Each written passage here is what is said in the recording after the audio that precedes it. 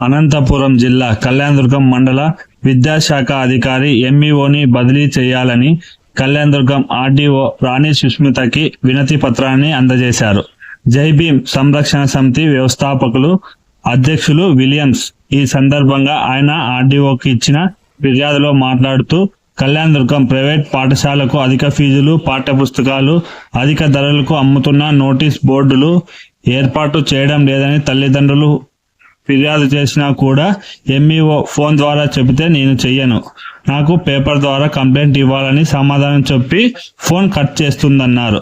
అంతేకాక పాఠ్య పుస్తకాలు ఉన్నాయన్న ఇన్ఫర్మేషన్ ఎంఈఓకి తెలిపితే ఎంఈఓ ద్వారానే ప్రైవేట్ పాఠశాల యజమానులకు ఫోన్ వెళ్లి పాఠ్య పుస్తకాలు ఉన్న రూములకు తాళాలు వేసుకొని వెళ్లిపోయేలాగా వీరు వారికి సహకరిస్తున్నారు.